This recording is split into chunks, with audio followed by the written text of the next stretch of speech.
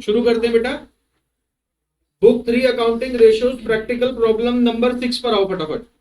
Multiple of 6 में भैया question करेंगे 6, 12, 18, 24, 30। 5 क्वेश्चन का टारगेट लेके चलते हैं, शुरुआत करते हैं। देखो भाई कितने सॉल्व हो पाते हैं। Practical problem number 6, practical problem number 6 read करें। Current ratio is 2.5, current ratio is 2.5, working capital is 1,50,000। बेटा अगर हमें करंट रेशियो गिवन है 2.5:1, कहने का मतलब current assets by current liability it is equal to 2.5 divided by 1। बोलो हाँ या ना? इसको मैं ये भी लिख सकता हूँ 25/10। किसी को कोई डाउट? फिर वो कहता है वर्किंग कैपिटल इज 1,50,000, तो इसको हम ऐसे लिख लेते हैं कि भैया working capital it is equal to current assets minus current liability. तो वर्किंग कैपिटल हमें भैया कितना गिवन है? वर्किंग कैपिटल हमें गिवन है 1,50,000। ठीक है जी। क्वेश्चन हमारे से कह क्या रहा है? क्वेश्चन हमारे से कह रहा है कि we are required to calculate the value of current assets and current liability. ना ही तो हमें सीए पता है, ना ही हमें सीएल पता है, हमें इनका आंसर निकालना है। तो निकाल सकते हैं, इसमें कोई दिक्कत वाली बात होनी नहीं चाहिए। देखो कैसे, यहां से हम एक वैल्यू निकाल लेते हैं। जैसे ये 2.5:1 था, इसको हम यही छोड़ देते हैं अगर, तो क्रॉस मल्टीप्लाई करने के बाद हम क्या कह सकते हैं? 1 multiply by CA it is equal to CL multiply by 2.5। Yes और नो? यस और नो? तो CA is equal to 2.5 times CL. बोलो कोई डाउट? तो ये हो गई इक्वेशन नंबर 1। इसको हम यहाँ पे पुट कर देते हैं। सीए की जगह वैल्यू डाल देंगे 2.5 सीएल। सीए की जगह वैल्यू क्या डाल देंगे? 2.5 CL minus CL it is equal to 1,50,000। बोलो हाँ या ना? तो भैया 1,50,000 it is equal to 1.5 CL. CL की क्या वैल्यू आ गई? मत देखो यहाँ पे कुछ नहीं है तो 1 है ना। 2.5 में से 1 गया तो कितना बच गया? 1.5। तो 1,50,000 यहाँ पे ये मल्टीप्लाई में इधर आके डिवाइड हो जाएगा। तो करंट लायबिलिटी की वैल्यू हमारे पास कितनी आई? 1,50,000 मल्टीप्लाई बाय 10 डिवाइडेड बाय 15। यही बात है? यही बात है? ठीक है जी। 5 to the 10, 5 3 the 15, 3 5 the 15 में करंट लायबिलिटी की वैल्यू कितनी आ गई? 1 लाख। करंट लायबिलिटी की वैल्यू कितनी आ गई? 1 लाख। और अगर मेरे को करंट एसेट्स की वैल्यू जाननी थी तो वो कितनी है? Current assets is equal to 2.5 multiply by current liability, जिसकी वैल्यू निकल कर आई है 1 लाख। तो करंट एसेट्स की वैल्यू हमारे पास हो गई 2,50,000। डाउट? डाउट? बुक में आंसर चेक कर लो। ठीक है, यही है? ठीक है। प्रैक्टिकल प्रॉब्लम नंबर 12 पर आ जाओ। प्रैक्टिकल प्रॉब्लम नंबर 12 रब कर रहा हूं बेटा इसको। किसने लिखना है? लिख लिया तो बढ़िया। 6 हो गया। 12 पर आओ।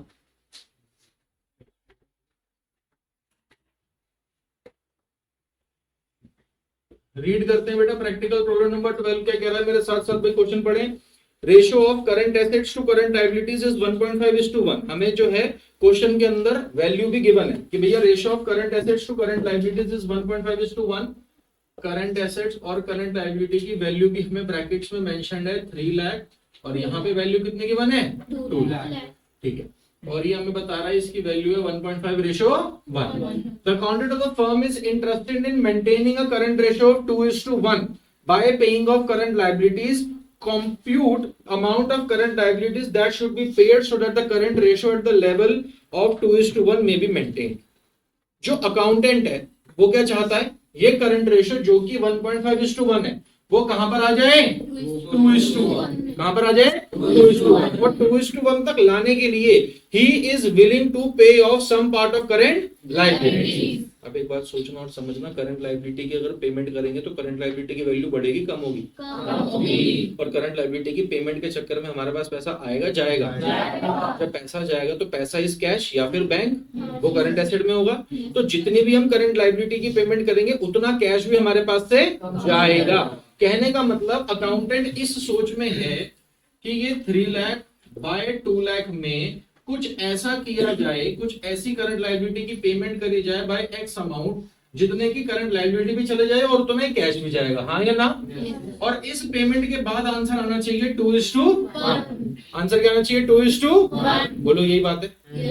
पक्का? तो इसको सॉल्व करने की भैया हम कोशिश करते हैं। यहाँ पे क्या करेंगे? Cross multiply. तो यहाँ पे तो 1 से मल्टीप्लाई होगी तो ये वाली साइड एज इट इज रहेगी। बोलो हाँ या ना? यहाँ पे 2 multiply by 2 lakh minus X. तो ये हो गया 3 lakh minus X it is equal to 4 lakh हो गया, ये बोलो यस और नो, माइनस 2x। भाई किसी को कोई डाउट? अब ये 2x यहाँ पे माइनस का है, यहाँ पर आके क्या हो जाएगा, अब ये यहाँ पे प्लस का, वहां पे जाके तो minus X plus 2x it is equal to 4 minus 3 is 1 lakh. Doubt? x की वैल्यू आ गई 1 लाख, x की वैल्यू आ गई 1 लाख। क्वेश्चन नंबर से कह क्या रहा था, क्वेश्चन नंबर से कह रहा था हमें कैलकुलेट क्या करना था, compute the amount of current liability that should be paid of. तो भैया करंट लायबिलिटी को हमने x माना था जिसकी पेमेंट हो जानी चाहिए, तो x की वैल्यू आ गई 1 लाख। तो हम आंसर में लिख सकते हैं the amount of current liability that should be paid off in order to get the ratio as desired 2:1 is 1। जिस करंट लायबिलिटी की पेमेंट करनी चाहिए ताकि हमारा रेशियो 1.5:1 से 2:1 हो जाए, उस करंट लायबिलिटी की वैल्यू कितनी है, 1। कोई doubt? No sir. Confirm? Yes sir. चलें आगे। Yes sir. ठीक है बेटा, आओ मेरे बच्चे नेक्स्ट क्वेश्चन पे। ये हमारा प्रैक्टिकल प्रॉब्लम नंबर 12 खत्म हो गया। Now we are on to solving practical problem number 18, क्योंकि हम 6 के मल्टीपल्स में वही क्वेश्चन कर रहे हैं। 12 हो गया, अब प्रैक्टिकल प्रॉब्लम नंबर 18 पर आते हैं। रीड करो बेटा मेरे साथ साथ फटाफट प्रैक्टिकल प्रॉब्लम नंबर 18। क्वेश्चन क्या कह रहा है, from the following information calculate quick ratio. Calculate quick ratio. Quick ratio का अदर नेम किसको पता है? हाँ बोलो। Liquid ratio. एक और नाम होता है एसिड टेस्ट रेशियो। शाबाश। तो पेपर में कुछ भी लिखा भाई आ सकता है, अगर आपको ये तीनों नाम नहीं पता तो देयर आर चांसेस कि आपको पता ही नहीं है कि रेशियो निकालना कौन सा। तो सबसे पहले तो भैया मैं फॉर्मूला लिख लेता हूं। Practical problem number 18 quick ratio. Quick ratio का फॉर्मूला क्या है, liquid acids divided by current. इसके दूसरे नाम भी हैं क्विक रेशियो का other name liquid ratio. Liquid ratio का दूसरा नेम एसिड टेस्ट रेशियो। कौन सा रेशियो? Acid test ratio. चलो भैया आगे चलते हैं। क्वेश्चन क्या कह रहा है? क्वेश्चन हमें कह रहा है total date, total asset, property, plant and equipment, bracket में लिख रहा है fixed assets, non current investments, long term borrowings, long term provision, loan, long term loans and advances, inventories, prepaid expenses. बहुत कुछ दे दिया बेटा भाई क्वेश्चन ने। चक्कर पता है क्या है, मुझे ना इतनी चीजें एक साथ लिखी हुई समझ नहीं आती, तो क्या मैं अपनी सहूलियत के लिए एक बैलेंस शीट बना लूं? किसी को कोई दिक्कत तो नहीं है? उससे कुछ आंसर भी निकल आएगा, कुछ हल भी हो जाएगा। मैं आपको भी यही रेकमेंड करूंगा कि जब कभी भी आप ऐसा क्वेश्चन करें तो एक बैलेंस शीट जरूर बना लें। बैलेंस शीट बनाओगे आप ही को क्लैरिटी भी होगी, गलती होने के चांसेस भी कम हो जाएंगे। देखो बेटा, बैलेंस शीट जब हम बनाते हैं कंपनी की तो वो तो कुछ सीधे तरीके से बनती है, मगर हम टी शेप वाली बैलेंस शीट को ही बेस लेके चलते हैं, क्योंकि हम रफ में भाई बना रहे हैं। This is not a part of our solution. ठीक है, तो यहाँ पर हमारे पास क्या आते हैं, नॉन करंट एसेट्स। यहाँ पे क्या आते हैं, यहाँ पर आते हैं शेयर होल्डर फंड्स, यहाँ पर आते हैं नॉन करंट लायबिलिटी, और यहाँ पे क्या आती है, क्लियर है। And the total of both the sides should tally, क्योंकि ये क्या है, बैलेंस शीट। अब देखते हैं बेटा, जो जो चीजें हमें गिवन है उनकी हम पोस्टिंग में शुरू करते हैं। सबसे पहले गिवन है टोटल। क्या गिवन है भैया? टोटल डेट का मतलब क्या होता है? डेट मतलब देनदारी। टोटल डेट मतलब टोटल देनदारी। टोटल डेट मतलब टोटल देनदारी, हाँ या ना? अब देखिए भाई जरा, टोटल डेट की भैया टोटल डेट का मतलब क्या होता है? टोटल देनदारी। टोटल डेट मतलब टोटल देनदारी। टोटल देनदारी हमारी है 12 लाख। तो बेटा ये होती है हमारी देनदारी। ये है शॉर्ट टर्म और ये कौन सी है? ये है शॉर्ट टर्म और ये कौन सी है? तो हमने टोटल पैसे देने कितने हैं? 12 लाख। क्वेश्चन में भी लिखा हुआ, पढ़ो क्वेश्चन। क्वेश्चन नहीं पढ़ोगे भाई क्लैरिटी नहीं आएगी। क्वेश्चन पढ़े। क्वेश्चन कहता है हमने 12 लाख रुपए देने हैं, तो मैं कहता हूं ठीक है, इस चीज को मैंने भैया नोट डाउन कर लिया कि 12 लाख की देनदारी है टोटल। नेक्स्ट पढ़ो, total asset 16 lakh. Total assets 16 lakh. कहने का मतलब इन दोनों साइड्स का टोटल अपने आप में 16 लाख है। बोलो यस और नो? ठीक है, इन दोनों साइड्स का टोटल हो गया 16 लाख। आगे चलते हैं भाई, क्वेश्चन क्या कह रहा है? क्वेश्चन कह रहा है जिसमें से प्रॉपर्टी, प्लांट एंड इक्विपमेंट की वैल्यू है 6 लाख। तो यहां पर एक नॉन करंट एसेट है हमारे पास जिसकी वैल्यू कितनी है? 6 लाख। नॉन करंट इन्वेस्टमेंट्स अलग से भाई साहब हमें गिवन है जिसकी वैल्यू कितनी है? 1 लाख। ठीक है जी। Long term borrowings, long term borrowing कहने का मतलब हमने लोन लिया हुआ, और लॉन्ग टर्म प्रोविजंस, ये दोनों नॉन करंट लायबिलिटी के पार्ट हैं। लॉन्ग टर्म बोरोइंग और लॉन्ग टर्म प्रोविजन। वैल्यू कितनी है? 4 और 4 8। ये मैंने लिख लिया 4 + 4, इसकी वैल्यू गिवन है 8 लाख। नेक्स्ट हमें गिवन है long term loans and advances. कहने का मतलब ये लोन्स एंड एडवांसेस हमने दिए हुए हैं लोगों को। बेटा यहाँ पे लोन्स एंड एडवांसेस हमारे एसेट है। यहाँ पे जो लोन्स एंड एडवांसेस मेंशन्ड है वो हमारे क्या है? एसेट। ठीक है, तो ये एसेट की भैया वैल्यू कितनी गिवन है? 1 lakh. Long term loans and advances. चलो भैया नेक्स्ट, इन्वेंट्रीज और प्रीपेड एक्सपेंसेस। ये भाई करंट एसेट है, बोलो हाँ या ना? इन्वेंट्रीज और प्रीपेड एक्सपेंसेस 1,90,000 और 10। अच्छा चलो, इतनी चीजें हमने लिखी हुई, उस बात को समझने की कोशिश करते हैं। हमें निकालना था क्विक रेशो। क्विक रेशो के लिए हमें चाहिए लिक्विड एसेट्स और current liabilities. Have a look on the board, ध्यान से देखो, इन दोनों का total non current liability plus current liability हमें कितना गिवन है? 12। अगर नॉन करंट लायबिलिटी का टोटल 8 है तो करंट लायबिलिटी कितना है बताओ? वेरी गुड, करंट लायबिलिटी का टोटल 4। ठीक है भैया, तो मुझे इसका डिनोमिनेटर मिल गया 4। बोलो हाँ या ना? यस और नो? ठीक है जी। अब अगर मैं एक बात सोचूं और समझूं तो मैं ये कह सकता हूं कि भाई मेरे को करंट एसेट्स के 2 पार्ट गिवन है, इन्वेंट्रीज और प्रीपेड एक्सपेंसेस। इन्वेंट्रीज और प्रीपेड एक्सपेंसेस। अगर इसका टोटल 16 लाख है, कितने लाख? 16 लाख। जिसमें से नॉन करंट एसेट्स का जो टोटल आ रहा है वो मेरे पास कितना आ रहा है? 8। कितना आ रहा है? 8। तो मैं ये कह सकता हूं कि भैया टोटल एसेट्स जिसके अंदर 2 चीजें थी, नॉन करंट एसेट और करंट एसेट, अगर ये 8 है ये 16 है तो इसकी वैल्यू कितनी है? 8 लाख। बोलो हाँ या ना? करंट एसेट्स का एक फॉर्मूला मैंने पिछली क्लास में आप लोगों के साथ डील किया था। Current assets is equal to liquid assets plus stock plus prepaid expenses plus advance tax. बोलो यस और नो? यस और नो? तो करंट एसेट की वैल्यू भाई कितनी है हमारे पास? 8 lakh. It is equal to liquid assets भाई पता नहीं, स्टॉक और प्रीपेड एक्सपेंसेस का यहाँ टोटल मेरे को हम कर सकते हैं 2 लाख। बोलो हाँ या ना? 2 लाख मान लिया और प्लस एडवांस टैक्स गिवन नहीं तो इसको नील मान लिया। तो लिक्विड एसेट्स की वैल्यू आ गई 6। लिक्विड एसेट्स की वैल्यू कितनी आ गई? लिक्विड एसेट्स 6, ये 4, 1.5:1 आंसर। बोलो भैया डाउट? किसी को डाउट है? दोबारा भाई रिपीट कर देता हूं, तसल्ली से इस क्वेश्चन को सुन लो बेटा, समझ लो। हमने ये क्वेश्चन कैसे किया बेटा? हमने इस क्वेश्चन को किया बैलेंस शीट की मदद से। अगर आप बैलेंस शीट का कंसेप्ट अपने दिमाग में लेके चलेंगे तो क्वेश्चन में गलती होने के चांसेस हैं 0। हवाबाजी भाई करेंगे, दिमाग में कर रहे हैं, ओरली कर रहे हैं तो बेटा गलती होने के चांसेस हैं। आप पेपर में भी इसको करें तो रफ में थोड़ा सा बैलेंस शीट बना लें। कैसे भाई? बैलेंस शीट का कंसेप्ट क्या है? हाँ बेटा बोलो। हर क्वेश्चन में बैलेंस शीट बना नहीं, हर क्वेश्चन में जहां पे डिटेल्स गिवन हो वहां पर, जहाँ पे डिटेल्स ज्यादा है। हाँ जहां पे थोड़ी डिटेल ज्यादा, कुछ ऐसे शब्द हैं कैपिटल एम्प्लॉयड, टोटल डेट, है ना, इस तरीके के शब्द हैं तो आप बना लोगे तो फायदे में रहोगे। ठीक है, बाकी आप जब प्रैक्टिस करोगे तो आपको क्लैरिटी आ जाएगी किस क्वेश्चन में बैलेंस शीट बनाने की आवश्यकता है, किसमें बैलेंस शीट बनाने की नीड नहीं है। तो देखें बैलेंस शीट के अंदर क्या आता है मोटे मोटे तौर पे? नॉन करंट एसेट और current asset, non current asset और करंट एसेट, ये हो गई एसेट सेट। और यहाँ पे share holder funds, non current liability और share holder funds, non current liability और बोलो भाई को दिक्कत, को डाउट, को परेशानी? कंफर्म? हमें यहाँ पे जो चीजें गिवन थी हम उनको फॉर्मूले में यूज करते चले गए। हमें सबसे पहले गिवन था टोटल डेट। टोटल डेट मतलब टोटल देनदारी। टोटल डेट मतलब टोटल देनदारी। मेरी टोटल देनदारी की मेरे को यहाँ पे वैल्यू गिवन थी 12 लाख, जिसमें से वो बताने लगा नॉन करंट लायबिलिटी है 8 लाख। बोलो हाँ या ना? नॉन करंट लायबिलिटी के अंदर 2 चीजें भाई गिवन थी, पहला लॉन्ग टर्म बोरोइंग और दूसरा long term provision. Long term borrowing और लॉन्ग टर्म प्रोविजन। तो जब ये मेरे को इसने 8 बता दिया तो मैंने खुद ही सोच लिया कि भाई करंट लायबिलिटी की वैल्यू कितनी रही होगी? 4। करंट लायबिलिटी की वैल्यू कितनी रही होगी? 4। डाउट? डाउट? ठीक है, करंट लायबिलिटी आ गई भैया 4 लाख, तो मैंने करंट लायबिलिटी की जगह 4 लिख दिया। किसी को कोई डाउट है?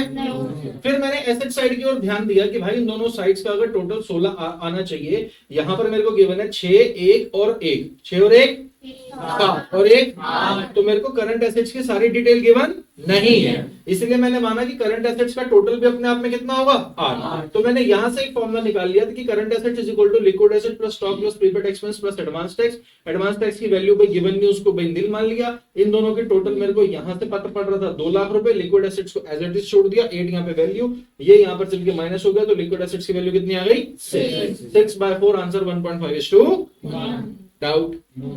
डाउट?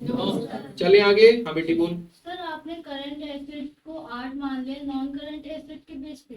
हाँ बेटा, क्योंकि ये नॉन करंट वाली डिटेल्स मेरे को भाई गिवन थी ना, इसकी डिटेल भाई गिवन नहीं थी, तो मैंने कहा अगर इसकी सारी डिटेल गिवन नहीं है तो ये तो मिसिंग हो गया ना। फिर जैसे आप खुद सोचो 2 लाख और ये 8, तो ये तो 10 ही हो रहा है, बाकी किस काम है? ठीक है, डाउट? चले आगे। ठीक है, नेक्स्ट प्रैक्टिकल प्रॉब्लम नंबर निकालो बेटा 24।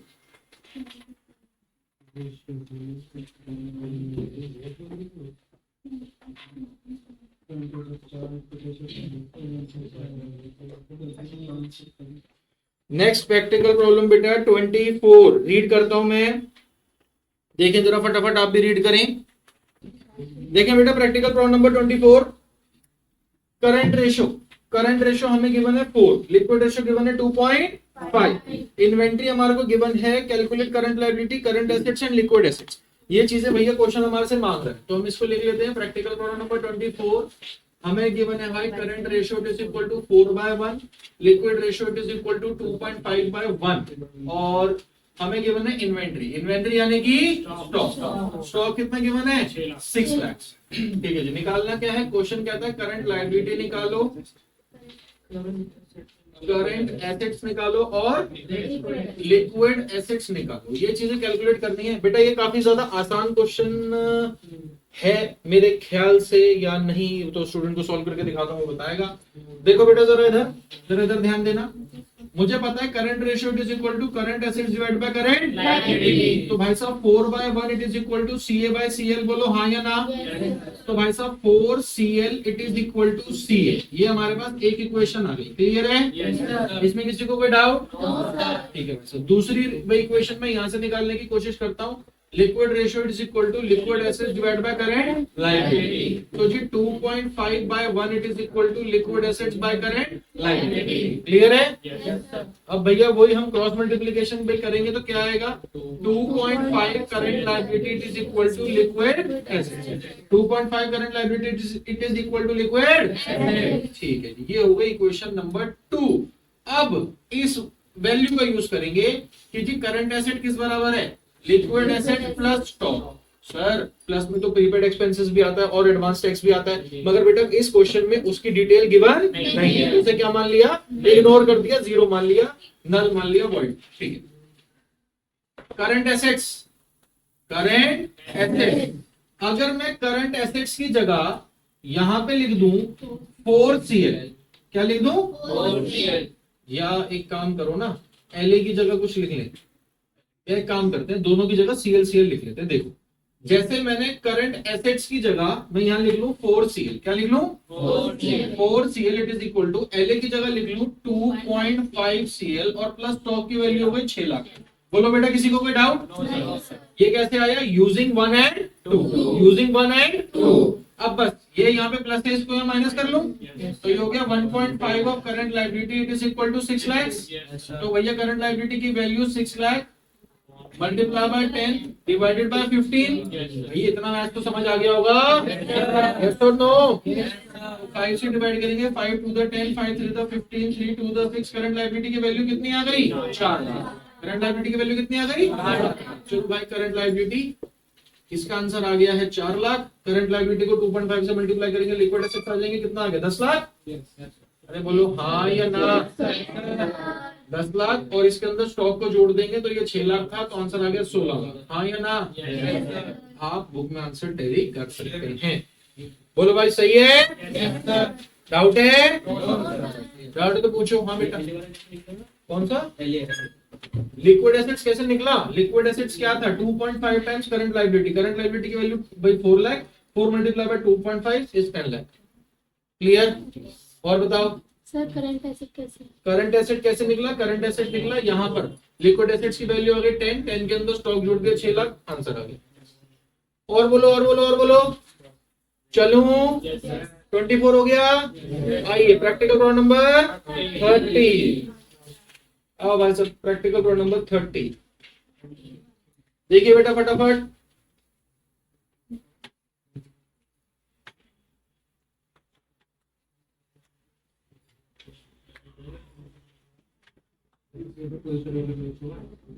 प्रैक्टिकल प्रॉब्लम नंबर 30 क्या कहता है मेरे बच्चे? प्रैक्टिकल प्रॉब्लम नंबर 30 कहता है quick ratio of a company is 2.5:1। State giving reasons which of the following transactions would improve, reduce और not change the quick ratio. सबसे पहले तो भाई साहब क्विक रेशियो का formula, very good. Quick ratio का formula liquid asset divided by current liability. अब वो कहता है अगर ये चेंजेस हुए तो इन चेंजेस के चलते रेशो इंप्रूव होगा या डिक्रीज होगा या रेशो में कोई चेंज ही नहीं होगा, क्या होगा वो हमें बताना है। तो हम पढ़ते हैं, पहला पार्ट पढ़े बेटा।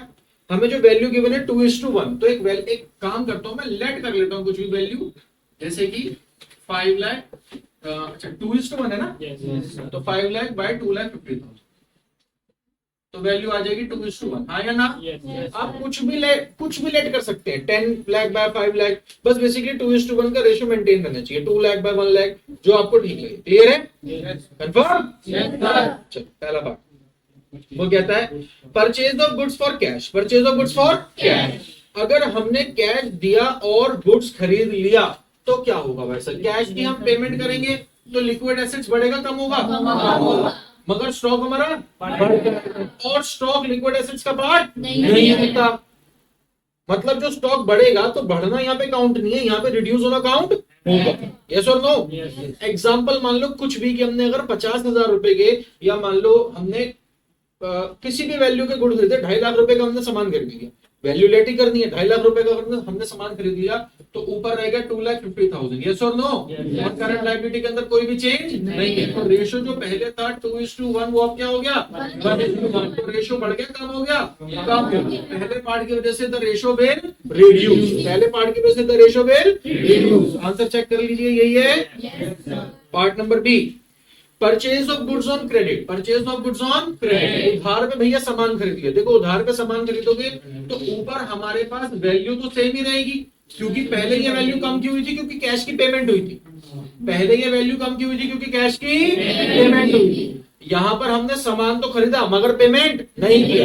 जब हमने पेमेंट नहीं किया, उधार पे सामान खरीदा, उसकी वजह से हमारी करंट लायबिलिटी बढ़ जाएगी। तो रादर देन नीचे 2/2.5 लाख, अब नीचे भी क्या आ जाएगा? 5। बोलो हाँ या ना? रेशो क्या हो गया? फिर से 1:1 कहने का मतलब रेशो क्या हो गया? बोलो भैया डाउट? कंफर्म? ठीक है। तीसरा पार्ट क्या कहता है? Sale of goods costing 20,000 for 20,000। हमने भाई साहब 20,000 का सामान 20,000 में बेच दिया। क्या 22 लिखा है क्या? 20 ही है। 20,000 का सामान हमने 20,000 में बेच दिया।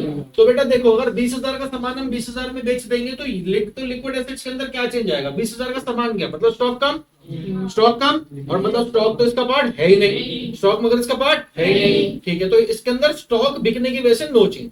मगर जब वो 20 में बिका तो कैश भी तो आया, या उधार पे लिखा है 420,000 लिखा, नाम ने लिखा तो कैश ही मानेंगे। तो भाई कैश बढ़ गया, कैश बढ़ गया। तो एक तरीके से यहाँ पर आ गया 5,20,000 डिवाइडेड बाय 2,50,000। बोलो यस और नो? इसकी वजह से रेशो एग्जिस्टिंग से तो ज्यादा ही आएगा, एग्जिस्टिंग से तो थर्ड पार्ट का आंसर क्या इंप्रूव है? जी बिल्कुल ठीक है। बोलो बेटा डाउट? चलो आगे। बोल बेटा डाउट? किसी को डाउट है? चलो फोर्थ पार्ट क्या कहता है? सेल ऑफ गुड्स, हमने सामान बेचा 20,000 का 22,000 में, मुद्दा सेम है। 20,000 का 22,000 में भी अगर भैया बेच दिया तो अगेन सेम हमारे पास रीजन आएगा। यहाँ पर आ जाएगा 5,22,000 divided by 2,50,000। Ratio will improve, ratio will improve. बोलो भाई कोई डाउट? पांचवा केस समझते हैं इस वीडियो का और आज की क्लास का आखिरी। Cash received from trade receivable, cash receive from trade receivable. Cash मिल गया तो भाई साहब लिक्विड एसेट बढ़ गए कम हो गए?